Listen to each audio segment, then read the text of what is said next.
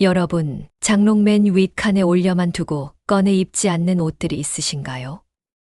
혹시 부엌 찬장 한 구석에 쌓아놓기만 하고 안 쓰는 반찬통은 없으신가요? 흙에서 왔다가 흙으로 돌아간다라는 옛말이 있죠. 우리 인생도 그렇고 우리가 평생 모아온 물건들도 결국은 그런 이치를 따르는 것 같아요. 오래 보관한 다이어리들, 장식장 가득 모은 도자기들, 결혼사진과 자녀들 돌사진첩, 고향에서 가져온 이불장. 이 모든 것들이 제가 없는 세상에서는 어떻게 될지 한 번도 깊이 생각해 보지 않았죠.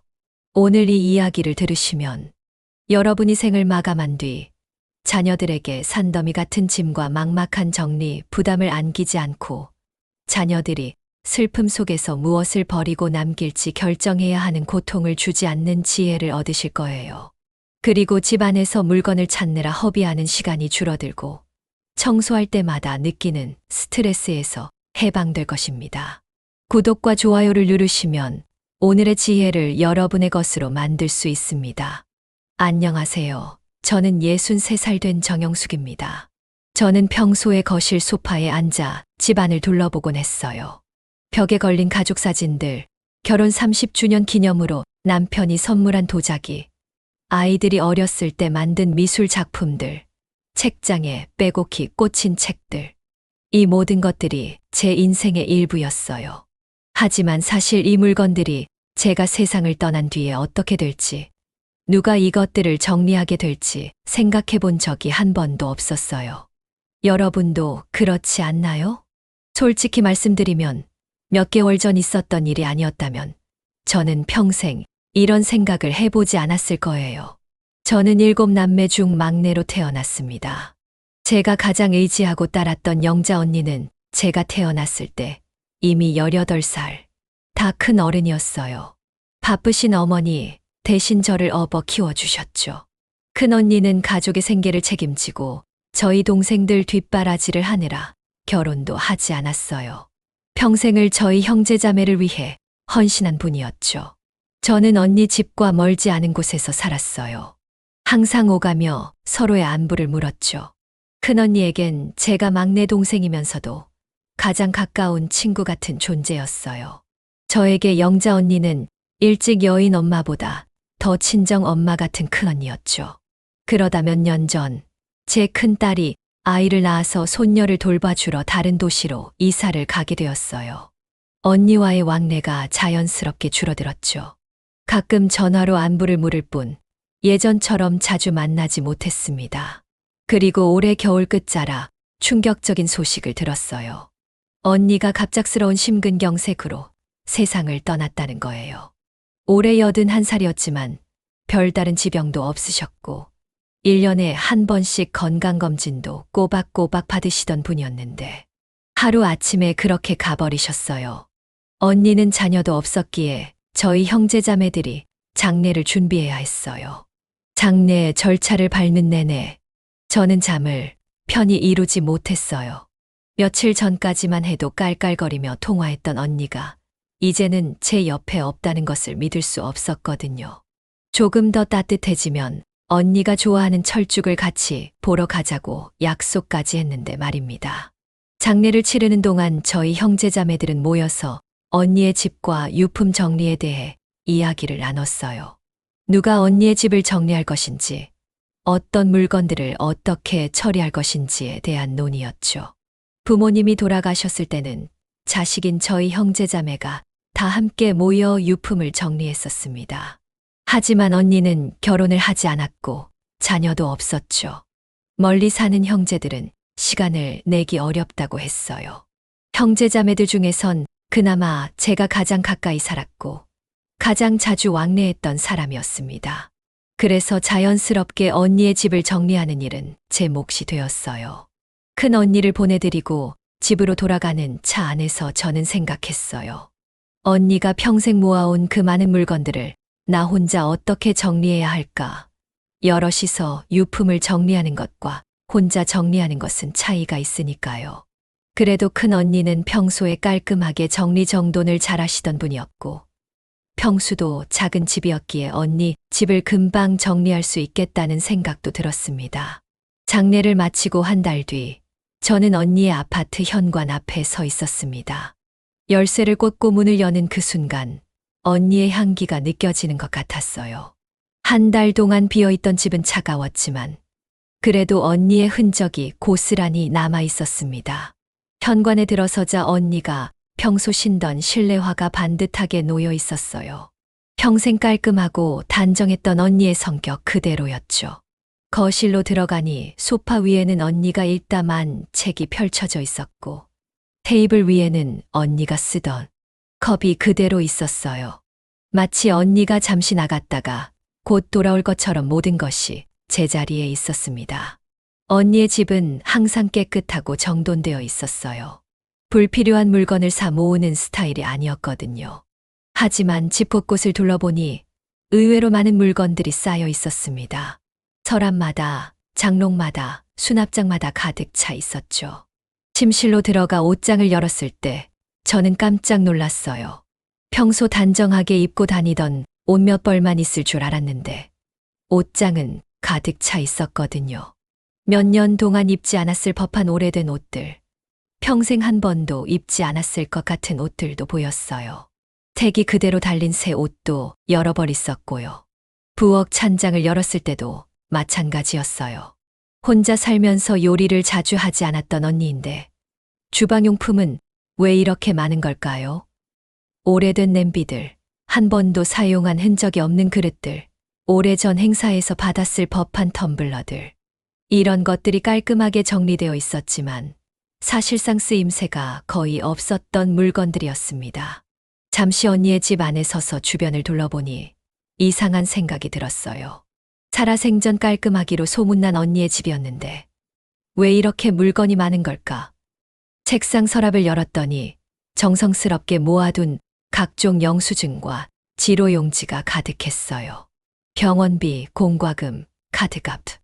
5년, 10년이 넘은 것들도 있었어요. 한쪽 벽에는 언니가 평생 모은 사진첩들이 줄지어 놓여 있었어요. 어릴 적 우리 형제자매들의 사진, 명절 가족 모임 사진, 여행 사진. 언니에게는 모두 소중한 추억이었겠지만 이제 이 사진들은 누구의 것이 되어야 할까요? 몇 시간이 지나도 정리는 겨우 시작한 것 같았습니다. 서랍 하나를 비우면 또 다른 서랍이 기다리고 있었고 옷장 한 칸을 정리하면 또 다른 칸이 남아 있었죠. 청소기를 돌리고 먼지를 닦고 물건들을 분류하는 일은 생각보다 훨씬 복잡하고 힘들었어요. 그날 저녁 저는 언니의 소파에 지친 몸을 뉘었어요. 하루 종일 정리했지만 아직 갈 길이 멀었죠. 평생 아끼고 모았던 이 물건들은 언니가 떠난 지금 그저 정리해야 할 짐이 되어버렸구나. 언니가 소중히 보관했던 30년 전 여행 기념품은 이제 먼지 쌓인 장식품일 뿐이었고 언니가 특별한 날에 쓰려고 한 번도 개봉하지 않은 찻잔 세트는 그 누구에게도 필요 없는 물건이 되어 있었어요. 주인을 잃은 물건들은 그저 공간만 차지하는 무거운 존재가 되었어요. 다음 날 저는 더 체계적으로 접근하기로 했어요. 크게 4가지로 분류했죠. 보관할 것, 가족에게 나눠줄 것, 기부할 것, 그리고 버릴 것. 처음에는 버릴 것, 바구니가 금방 찰 거라고 생각했는데 의외로 그렇지 않았어요. 오래되고 낡은 물건이라도 언니의 흔적이 담겨 있다고 생각하니 쉽게 버리기가 어려웠거든요. 가장 마음이 아팠던 것은 언니가 정성스럽게 모아둔 메모와 편지들이었어요. 우리 형제자매들이 보낸 편지, 교사로 일하던 시절 학생들에게 받은 감사 카드, 돌아가신 부모님의 메모. 이런 것들은 언니에게 너무나 소중했겠지만 이제는 그 가치를 알아줄 사람이 없어졌어요. 메모 상자 속에서 오래된 봉투 하나를 발견했어요. 열어보니 언니가 젊었을 때 좋아했던 남자분과 주고받은 편지였어요. 편지를 읽어보니 두 사람은 서로 많이 사랑했던 것 같았어요. 하지만 언니는 우리 가족을 위해 자신의 행복을 포기했던 거예요. 그 편지들을 읽으며 저는 눈물을 멈출 수 없었어요. 물건들을 정리하면서 저는 조금씩 다른 모습의 언니를 만나고 있었어요. 서류를 정리하던 중 언니의 유언장도 발견했어요. 공증을 받은 정식 유언장이었는데 거기에는 자신의 모든 재산을 지역 아동센터에 기부하고 싶다는 내용이 적혀 있었어요. 부동산과 예금을 모두 기부하기로 한 것이었죠. 언니는 평생 독신으로 살면서도 아이들을 무척 사랑했던 분이었어요. 유언장 뒤에는 작은 메모가 붙어 있었어요. 영수가 내 물건들은 필요한 것만 가져가고 나머지는 모두 정리해 주렴. 물건에 집착하지 말고 가볍게 살아가는 것이 행복한 거야. 마치 언니가 제가 유품을 정리할 것을 알고 있었던 것처럼 느껴졌어요. 그렇게 일주일이 지나고 저는 언니의 집을 거의 정리했어요. 가족들에게 나눠줄 물건, 기부할 물건, 버릴 물건, 모두 분류가 끝났죠. 하지만 몸은 너무 지쳤고 마음은 더 무거워졌어요. 유품을 정리하는 과정은 단순히 물건을 치우는 일이 아니었어요. 한 사람의 인생이 남긴 흔적들을 정리하는 일이었죠. 일주일 내내 쓰레기와 재활용품을 버리러 아파트 분리수거장을 오가며 저는 항상 같은 경비원 아저씨를 마주쳤어요. 그분은 친절하게 무거운 짐을 들어주시곤 했죠. 마지막 날, 언니의 빈집을 정리하고 마지막으로 남은 물건들을 들고 분리수거장으로 향했습니다. 그리고 다시 그 경비원 아저씨를 만났어요. 이제 다 정리하셨나 봐요? 아저씨가 물으셨어요. 네, 드디어 끝났어요. 생각보다 정말 힘들더라고요. 아저씨는 고개를 끄덕이며 자신은 10년 넘게 경비원으로 일하면서 유품 정리를 하는 것을 많이 봤다고 하셨어요. 아저씨의 말씀에 따르면 물건이 많을수록 남겨진 가족들의 부담이 커진다고 해요. 특히 오래된 옷가지나 신문, 잡지, 사용하지 않는 그릇들, 유통기한 지난 약들. 이런 것들이 결국엔 대부분 버려진다고 하셨죠.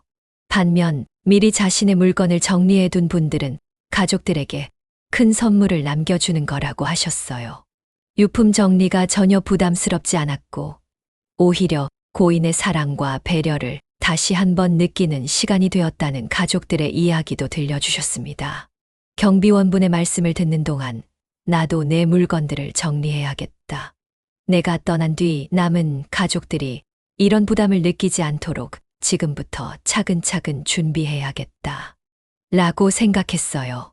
내가 갑자기 떠나게 된다면 우리 아이들도 내 물건을 정리하며 부담을 느끼겠구나 하는 생각에 집으로 돌아온 바로 그날부터 필요 없는 물건을 버리기 시작했어요. 저만 알고 있기엔 너무 아까워서 오늘 여러분께 목에 칼이 들어와도 죽기 전에 버려야 할 7가지 물건을 알려드리고 싶어요. 목에 칼이 들어와도 죽기 전에 버려야 할 첫 번째 물건은 바로 오래된 옷입니다. 제 경우에는 3년 이상 입지 않은 옷이 생각보다 정말 많았어요. 언젠가 다시 입을 거야 라고 생각했지만 솔직히 다시 입을 가능성은 거의 없었죠. 특히 유행이 지난 옷이나 사이즈가 맞지 않는 옷들은 오히려 버리는 게 마음이 편해요. 여러분, 한번 옷장을 열어보세요. 몇 년 동안 입지 않은 옷들이 얼마나 많은가요? 그 옷들은 여러분이 떠난 후에 누구에게도 필요하지 않을 거예요. 자녀들은 대부분 엄마, 아빠 옷은 우리가 입을 수도 없고 보관할 공간도 없어 라고 생각할 테니까요. 옷의 양이 많을수록 정리 시간과 처리 비용이 커지는데 기부하기에도 너무 오래되었거나 상태가 좋지 않은 경우가 많습니다. 1년 이상 입지 않았다면 앞으로도 입지 않을 것이라는 원칙으로 정리해 보세요. 계절별로 나누어 정리하고 상태가 좋은 옷은 기부하거나 지인에게 나눠주고 입을 수 없는 옷은 헌옷수거함에 버리면 됩니다. 오히려 지금 옷을 정리하면 옷장이 넓어져서 매일 입는 옷을 고르기도 편해지고 마음도 한결 가벼워질 거예요. 두 번째로 버려야 할 물건은 오래된 서류와 영수증입니다. 서랍을 열어보니 수십 년 동안 모아둔 영수증, 통장 사본, 보험 서류, 병원 영수증이 가득했어요. 심지어 10년도 더 지난 공과금 영수증까지 있었죠. 사실 5년 이상 지난 영수증과 서류는 대부분 법적으로도 보관 가치가 없어요. 이런 서류들은 자녀들이 처리하기 가장 곤란한 물건 중 하나입니다. 중요한 서류인지 아닌지 구분하기 어렵고 확인하려면 하나하나 다 읽어봐야 하거든요. 게다가 개인정보가 담겨 있어 그냥 버리지도 못하고 모두 파쇄해야 해서 엄청난 시간과 에너지가 필요합니다. 지금 정리해두면 정말 중요한 서류만 남게 되어 여러분도 필요할 때 쉽게 찾을 수 있고 나중에 자녀들도 혼란 없이 처리할 수 있을 거예요. 중요한 서류는 별도의 파일에 라벨을 붙여 보관하고 나머지는 과감히 파쇄해서 버리세요. 특히 건강보험, 연금, 부동산 관련 중요 서류만 남기고 5년 이상 된 영수증과 통장 사본 등은 모두 정리하는 게 좋아요.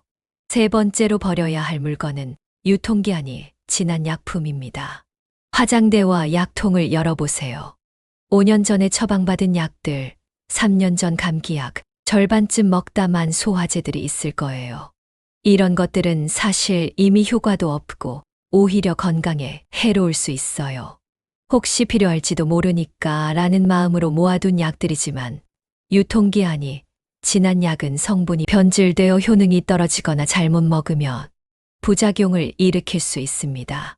약은 정기적으로 확인해서 유통기한이 지난 것은 바로 처리하는 습관을 들이세요. 약국이나 행정복지센터에 설치된 폐의약품 수거함을 통해 안전하게 처리할 수 있습니다. 일반 쓰레기로 버리면 환경오염이 될 수 있으니 주의하세요. 현재 복용 중인 중요한 약들은 따로 정리하고 어떤 질환에 쓰는 약인지 메모해두면 응급 상황에서 자녀들이 병원에 정확한 정보를 제공할 수도 있어요. 네 번째로 버려야 할 물건은 사용하지 않는 주방용품입니다. 제 찬장을 열어보니 평생 모아온 그릇들로 가득했어요. 실제로는 매일 같은 그릇 몇 개만 사용하고 있더라고요. 특히 깜짝 놀란 건 배달 음식 주문 후 깨끗이 씻어 모아둔 플라스틱 반찬통이었어요. 언젠가 써야지 하고 모았는데 결국 한 번도 사용하지 않고 찬장만 차지하고 있었죠. 10년도 더 된 낡은 플라스틱 뒤집개, 은행이나 마트에서 사은품으로 받은 반찬 용기와 컵들은 서랍 한 구석을 차지하고 있었고요. 언니 집에서도 똑같은 광경을 봤는데 결국 대부분 처분해야 했어요. 지금 필요한 것만 남기고 정리하면 주방이 훨씬 넓어지고 요리할 때도 더 편해질 거예요. 저는 제가 주로 쓰는 냄비와 프라이팬은 남겨두고 나머지 주방 용품은 새로 집을 꾸린 딸에게 주었어요. 예쁜 찻잔 세트는 중고거래 앱에 올렸더니 생각보다 빨리 팔렸답니다. 오랫동안 찬장 속에 숨어있던 물건들이 누군가에게 필요한 물건이 되니 마음도 편하고 주방도 한결 정돈되었어요. 일회용 반찬통과 낡은 주방 도구들은 과감히 버렸고요. 결국 물건은 사용될 때 가치가 있는 법이니까요. 다섯 번째로 버려야 할 물건은 오래된 전자기기입니다. 서랍 속에는 충전기가 없는 오래된 핸드폰, 작동하지 않는 시계, 고장난 라디오, 카세트 플레이어, 낡은 전화기 같은 것들이 숨어 있었어요. 비싸게 주고 산 것이라 아까워서 고장이 나도 들고 있었던 것들인데 세월이 지나니 고장이 나거나 쓸 일이 없어졌더라고요. 전자기기는 일반 쓰레기로 버리면 안 되고 별도의 처리 과정이 필요해요. 이런 절차는 복잡하고 번거로워서 자녀들에게 큰 부담이 됩니다. 게다가 오래된 전자기기는 배터리가 누출되어 위험할 수도 있어요. 지금 정리해두면 집 안이 깔끔해지고 나중에 자녀들의 수고도 덜 수 있어요. 작동하지 않는 전자기기는 동주민센터에 문의하여 처리 방법을 확인하세요. 대형마트나 전자제품 판매점에서 신제품을 구매할 때 무상 수거를 해주는 경우도 있어요. 이번에 아파트 경비원 김수환 아저씨에게 알게 된 정보인데 폐전자 제품 무상 방문 수거 서비스라는 것이 있더라고요. 이 서비스는 냉장고, TV, 세탁기, 에어컨 같은 대형 가전 한 대만 있어도 집으로 직접 와서 무료로 수거해 가요. 또는 전자레인지, 선풍기, 청소기, 컴퓨터처럼 작은 가전제품이라도 2개 이상만 있으면 수거해 간답니다. 저는 고장난 전기밥솥과 오래된 선풍기, 쓰지 않는 노트북을 한꺼번에 수거 신청했는데 전화 한 통으로 깔끔하게 처리되어 정말 편리했어요. 전국 어디서나 이용 가능한 서비스니 꼭 활용해 보세요. 아직 작동하는 물건이지만 사용하지 않는다면 필요한 사람에게 물려주는 것도 좋아요. 휴대폰은 개인정보를 완전히 삭제한 후에 처분하는 것 잊지 마세요. 6번째로 버려야 할 물건은 정리되지 않은 사진과 추억이 담긴 물건들입니다. 서랍과 앨범 속에는 수십 년 동안 모은 사진들이 가득했어요. 중복된 사진, 흐릿한 사진, 누가 찍힌 건지도 기억나지 않는 사진들. 이런 것들은 나에게는 추억이지만 자녀들에게는 그저 누구인지도 모를 사람들이 찍힌 종이 조각일 뿐이에요. 사진뿐만 아니라 아이들이 어렸을 때 쓴 일기장, 남편과 주고받은 편지들, 여행지에서 가져온 기념품, 오래된 졸업앨범, 자녀들의 어린 시절 그림. 이런 추억이 담긴 물건들도 정말 많았어요. 언니 집에서도 비슷한 물건들이 상자 가득 나왔는데 누구의 것인지 어떤 의미가 있는지 알 수 없어 처리하기 정말 어려웠답니다. 이런 추억 물건들은 자녀들이 처리하기 가장 어려운 것 중 하나예요. 버리자니 죄책감이 들고 보관하자니 공간만 차지하고 특히 누가 찍힌 건지 어떤 의미가 있는지 알 수 없는 오래된 사진이나 물건들은 더욱 그래요. 중요한 추억만 골라 정리해두면 정말 의미 있는 기억을 자녀들과 나눌 수 있어요. 사진과 추억 물건을 정리할 때는 정말 소중하고 의미 있는 것만 남기세요. 흐릿하거나 비슷한 사진은 가장 좋은 한 장만 선택하고 각 사진 뒤에 날짜와 누가 찍힌 건지 메모해두는 것이 좋아요. 특별한 여행 기념품이나 아이들의 작품도 정말 의미 있는 몇 개만 선택하고 나머지는 사진으로 찍어두는 것도 좋은 방법이에요. 가족 역사의 중요한 문서나 편지는 스캔해서 디지털로 보관하면 공간도 절약되고 여러 자녀들이 함께 간직할 수 있어요. 마지막으로 7번째 버려야 할 물건은 오래 모아둔 책과 잡지입니다. 책장을 보니 10년 넘게 읽지 않은 책들, 한번 훑어보고 끝낸 잡지들이 많았어요. 특히 아이들 어릴 때 쓴 요리책, 옛날 건강 정보책, 오래된 여행 가이드북들. 이런 책들은 이제 누구에게도 도움이 되지 않더라고요. 그리고 정말 놀랐던 건 아이들이 다 시집장가 가서 독립했는데도 제 책장과 이제는 창고가 되어버린 애들 빈방에 아직도 초등학교, 중학교, 고등학교 교과서와 참고서들이 박스째로 남아있던 거예요. 이런 책들은 내용도 많이 바뀌어서 이제 아무 쓸모가 없는데도 말이에요. 요즘 젊은 세대는 거의 모든 정보를 스마트폰으로 찾고 책도 전자책으로 보는 경우가 많아요. 그래서 종이책을 물려받아도 보관할 공간도 없고 실제로 읽지도 않는 경우가 대부분이죠. 저는 책 정리를 할 때 내가 앞으로 정말 다시 읽을까? 라고 자문했어요. 그랬더니 실제로 다시 볼 책은 10권도 안 되더라고요. 그런데 책이 너무 많고 무거워서 처리하기가 쉽지 않았어요. 다행히 지역 공공도서관에서 운영하는 헌책 방문 수거 서비스를 알게 되었어요. 도서관에 전화하니 일정량 이상의 책은 직접 방문해서 수거해 간다고 하더라고요. 무거운 백과사전이나 전집 같은 책도 부담 없이 처리할 수 있어서 정말 편리했답니다. 여러분 지역 도서관이나 주민센터에 문의해 보시면 비슷한 서비스가 있을 거예요.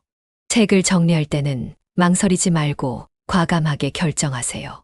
정말 소중하고 자녀들에게 물려주고 싶은 책이 있다면 그 책에 담긴 이야기와 의미를 함께 전해주는 것이 좋습니다.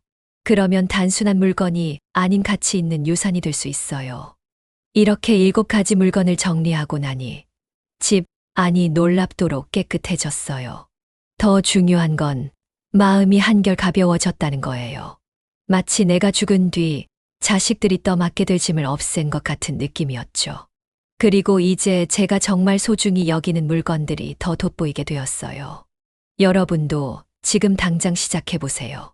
오늘 하나, 내일 하나 조금씩 정리해 나가다 보면 집안 곳곳에 숨 쉴 공간이 생기고 물건을 찾는 시간이 줄어들며 청소하는 시간도 반으로 단축될 거예요. 무엇보다 여러분이 언젠가 떠난 후에도 남겨진 가족들이 감사한 마음으로 여러분을 기억할 수 있을 거예요. 엄마가 떠나기 전에 이렇게 정리해 두시다니 정말 고마워라는 말을 듣게 될 테니까요. 오늘 들으신 내용이 도움이 되셨다면 구독과 좋아요 버튼을 눌러주세요. 감사합니다.